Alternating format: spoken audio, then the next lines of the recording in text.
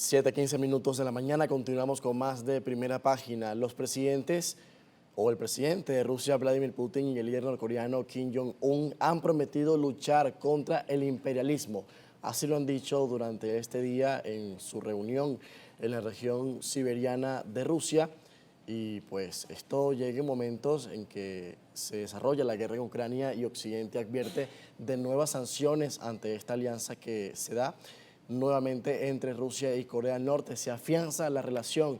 Sobre todo vamos a ver el significado que tiene este encuentro entre Putin y Kim con nuestra invitada esta mañana. Se trata de Zaira Vadillo, es académica e investigadora invitada del Wilson Center y está conectada con nosotros desde Washington, en Estados Unidos. Buenos días, estimada. Buenos días. Principalmente, estimada Zaira, preguntarle qué representa esta reunión para Rusia, qué importancia tiene en momentos de la guerra en Ucrania y además hasta qué grado llega la preocupación de Occidente ante este estrecho vínculo que se muestra entre Rusia y Corea del Norte. Una de las razones por la que Vladimir Putin quiere estrechar los lazos con Corea del Norte es porque necesita armamento militar, ¿no?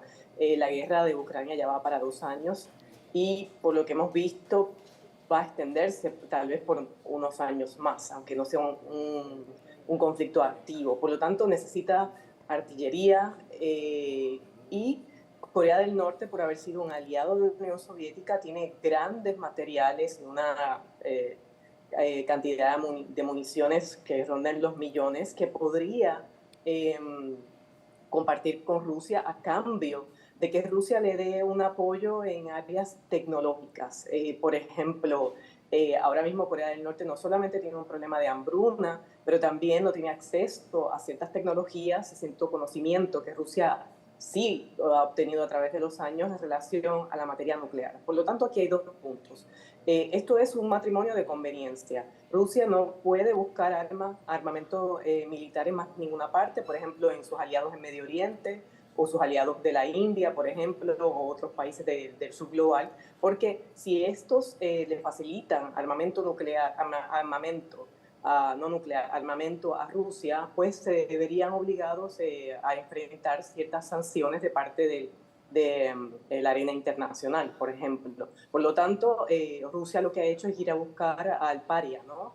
Ir a buscar a Corea del Norte, que no se va a ver afectado por las sanciones, porque ya la tiene bastantes sanciones, y que también tiene un equipo militar que le sería de gran utilidad para Rusia, aunque no es un equipo militar de los 60, muy viejo, pero es artillería, ¿no? Y misiles de corto y mediano alcance que vendrían a sustituir, ¿no? Vendrían a ayudar el arsenal que Rusia necesita para seguir esta guerra en Ucrania. ¿Qué va a pedir a cambio Corea del Norte? Es lo que preocupa mucho a todos los países acá en Occidente, porque obviamente en los meses pasados hemos visto que ellos han tratado de desarrollar un satélite de tipo militar.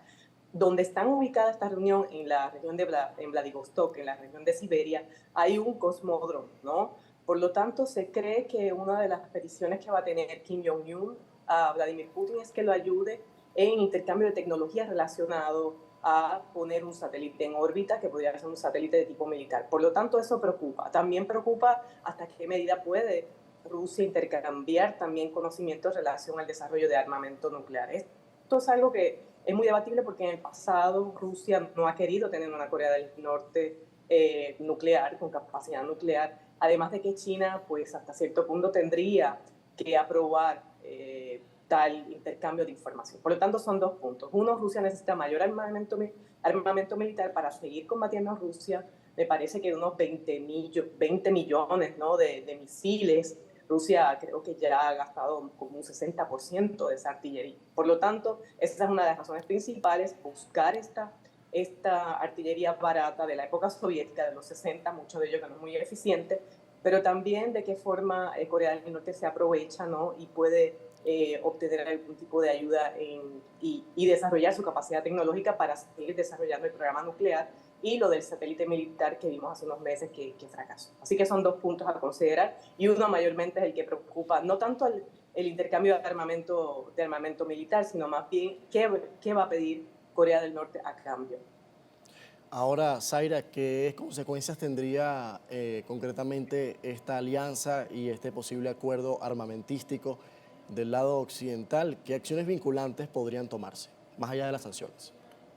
Bueno, ya Rusia está bastante sancionada, pero de todas formas Europa sigue comprando su gas y todavía siguen habiendo ciertos intercambios comerciales. No sé hasta qué medida se pudiesen tomar aún mayores sanciones hacia Corea del Norte.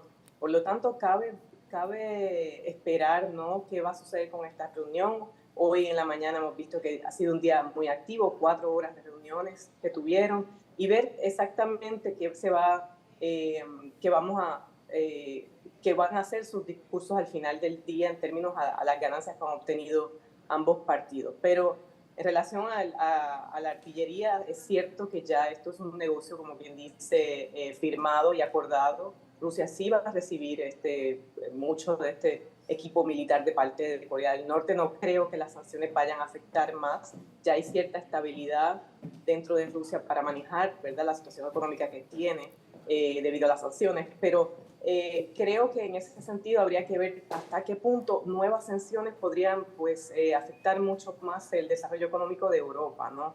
Así que creo que no hay mucho que hacer. Corea del Norte también está bastante sancionada. Habría que esperar por China y a ver si tendrían tal vez una influencia mayor en Kim Jong-un en relación a qué se desarrolla con Rusia. Pero no creo que haya a estas alturas, mucho que se pueda hacer de parte de Occidente. La artillería militar es algo que ya se ha venido comentando hace unos meses y es un acuerdo ya firmado. Lo que preocupa es qué es lo que Rusia va a dar a cambio, y ahí en este caso me parece que la figura de China sería muy importante para influenciar a Vladimir Putin, de que tendría que tener mayor cautela, porque a pesar de todo Corea del Norte sigue siendo un país liderado por un hombre que suele ser muy errático.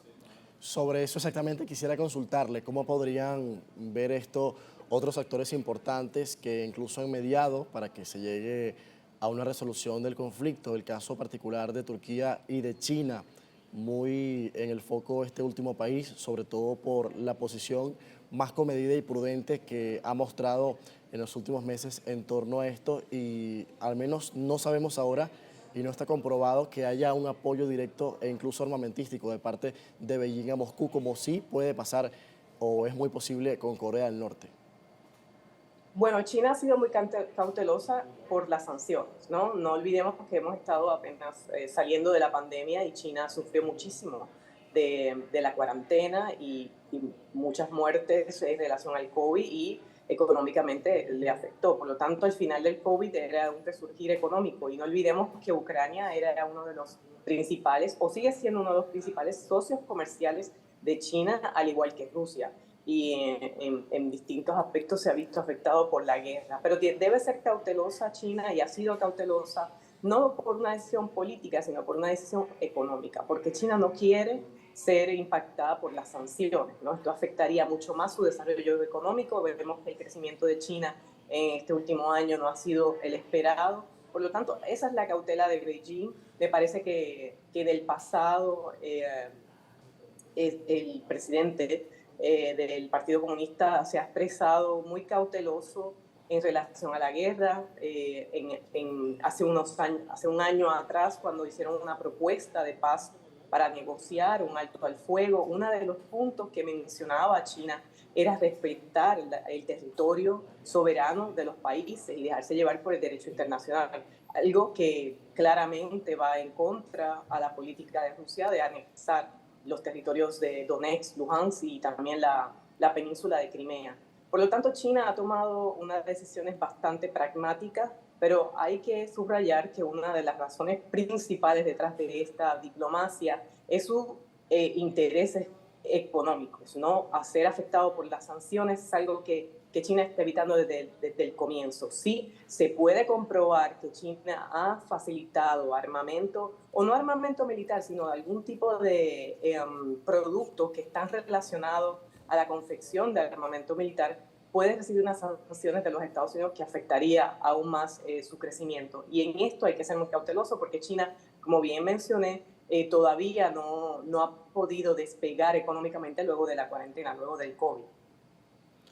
Bien, estimada doctora Zaira, vamos a continuar conversando con usted en la próxima parte, evaluando otros escenarios vinculados a este tema, además de cómo percibe esto Ucrania y también los escenarios que puedan darse en el marco de un posible acercamiento en cuanto a esta reunión y viendo el escenario de presión quizás de parte de Estados Unidos, que tiene unas conversaciones congeladas con Corea del Norte por la preocupación que desata este programa nuclear armamentístico. Vamos a la pausa, conversamos esta mañana con Zaira Vadillo, académica e investigadora invitada del Wilson Center, está conectada desde Washington en Estados Unidos. Son las 7:25 minutos hasta ahora en Caracas.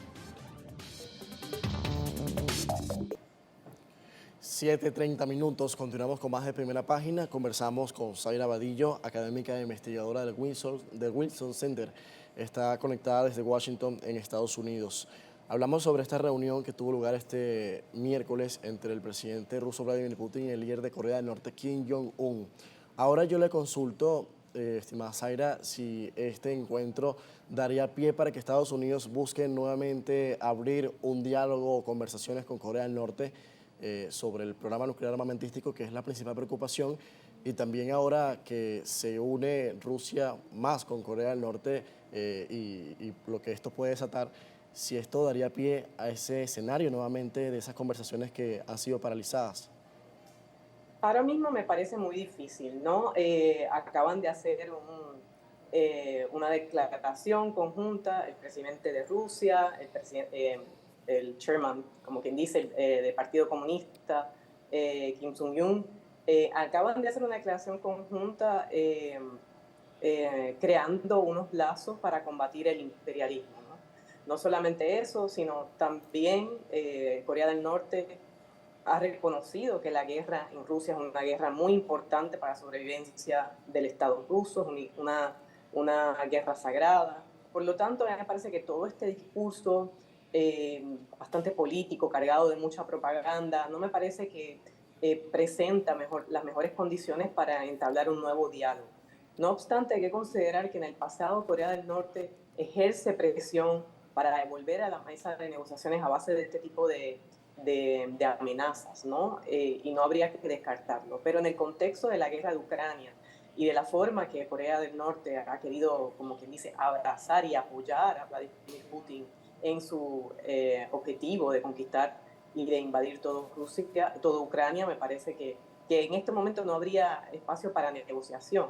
Además, es claro que ya Rusia estará equipándose con nuevo armamento militar gracias a Corea del Norte, lo que extiende esta guerra por mucho más tiempo. Por lo tanto, creo que las condiciones en este momento no son las idóneas para volver a las mesas de negociaciones, y menos con este confrontamiento que Corea del Norte acaba de tener con Occidente, ¿no? Un poco retando, ¿verdad?, el orden internacional, yendo en contra de las sanciones que se aplican para aquellos que le provean armamento militar a Rusia. Así que no creo que en este momento haya espacio para negociaciones. Rusia claramente va a dar algo a cambio, como antes mencionaba, y puede hacer tecnología en las áreas de apoyo militar. Ya bien ha dicho que va a ayudar a Corea del Norte en desarrollar satélites, ¿verdad?, para ponerlos en la órbita. Por lo tanto, a mí me parece que en este contexto no hay espacio de negociación y no sería lo más indicado de parte del gobierno, ¿no?, de los Estados Unidos y el gobierno de Biden pronto a unas elecciones, ¿no? En el marco de la guerra, el reforzamiento de esta alianza, ¿qué implicaciones tendría para Ucrania? ¿Cómo se ve este encuentro también del lado ucraniano? Bueno, del lado ucraniano me parece que esto va a conllevar nuevas negociaciones con la OTAN y también con los Estados Unidos para seguir supliéndose de armamento de parte de los Estados Unidos, las exigencias para tener los F-16, los aviones, y ser más agresivos en el control de ciertas áreas, además poder avanzar. La avanzada ucraniana ha sido muy limitada, ¿verdad? Tampoco Rusia ha avanzado mucho. Esto es una guerra que hasta cierto punto no ha habido ningún ganador, ningún perdedor. Podría decirse que en el lado ruso pues no han hecho muchos adelantos, así que en ese sentido podríamos llamarlo el perdedor en ese sentido, ¿no? Porque Ucrania todavía mantiene control de gran parte del territorio, pero estamos viendo una guerra estancada. Por lo tanto, el hecho de que Rusia vaya a hacer esta negociación con Corea del Norte significa que se está preparando para una guerra tal vez de varios años. Y esto es muy decepcionante, porque significa que no va a haber mucho espacio para negociación en un proceso de paz. Un proceso de paz que ha estado lidiando Erdogan en Turquía, porque esto le afecta directamente a Turquía en cuestión de que son ambos dos socios muy importantes y mantienen buenas relaciones diplomáticas con los dos países, Ucrania y Rusia. Pero lo que hay que tomar en cuenta es que ahora Ucrania va a necesitar mayor compromiso de parte de la OTAN, de la Unión Europea y de los Estados Unidos, porque Rusia ha ido a buscar, a equiparse, ¿no?, de nuevo material. Nuevamente, este material que viene de Corea del Norte son misiles de los 60, es material de la época soviética, mucho de esto está defectuoso. Los mismos analistas militares en la región del Pacífico comentan que muchos de los misiles que Corea del Norte a veces lanza al mar no explotan, ¿verdad? Son lo que se consideran como ghost missiles, ¿no? Que ya han perdido su función. Por lo tanto, también hay que tomar en consideración que es un armamento muy viejo, pero es un armamento que va a ayudar a Rusia a extender mucho más la guerra. Estamos hablando de misiles de corto y mediano alcance.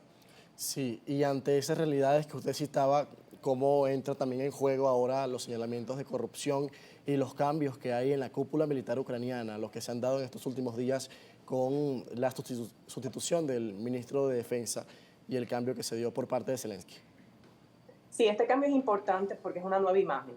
Rustam Umerov, que es un turco étnico de la península de Crimea, es un tártaro de Crimea, tiene muy buenas relaciones con Medio Oriente, tiene muy buenas relaciones con Arabia Saudita y también con Turquía. Sí hay muchos escándalos de corrupción, hay muchos problemas de reclutamiento de soldados entre los ucranianos y esto es algo que Zelensky está tratando de manejar con una nueva cara fresca y también una figura que tiene muy buena percepción entre la población ucraniana y también en el exterior.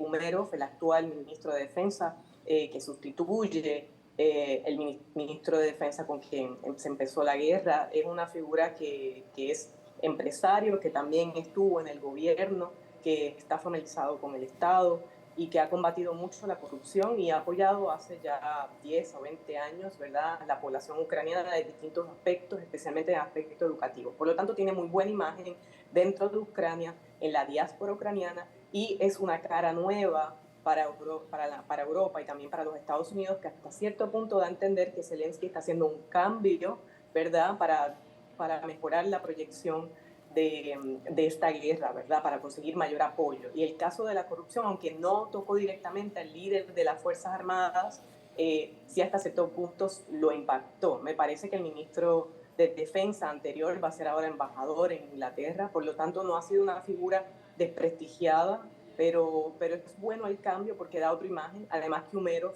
tiene muy buenas conexiones en Medio Oriente, como ya les expliqué, es musulmán, que es una forma de proyectar la diversidad cultural y religiosa de Ucrania, y creo que esto también va a ser algo que le va a sacar partido porque proyecta un Y los líder tártaros de fuerte, Crimea. control, y que sí, es un tártaro de Crimea, sí, originalmente de Crimea y es musulmán.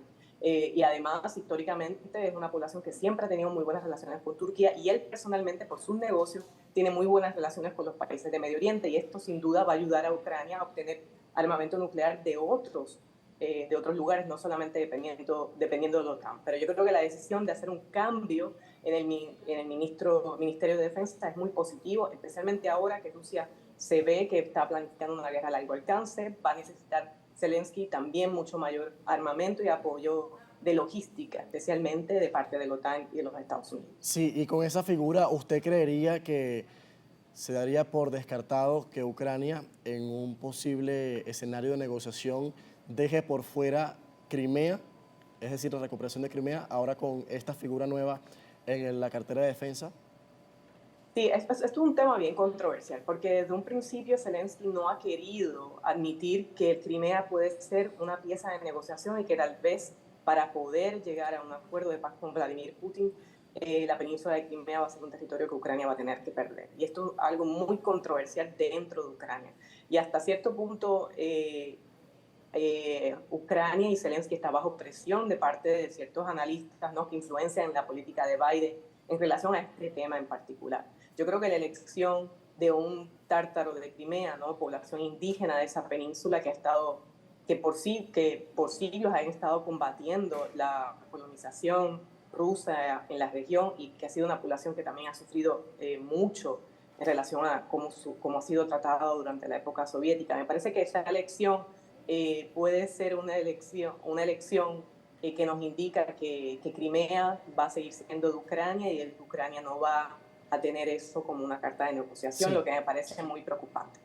Le agradezco mucho por atendernos en esta oportunidad, doctora Zaira, muy completo el panorama y viendo las señales que también nos deja en principio esta reunión entre Putin y Kim Jong-un en Rusia y bueno, también analizando el panorama del lado occidental. Zaira Vadillo es académica e investigadora invitada del Wilson Center en Estados Unidos y hoy nos acompañó en Primera Página. Muchísimas gracias.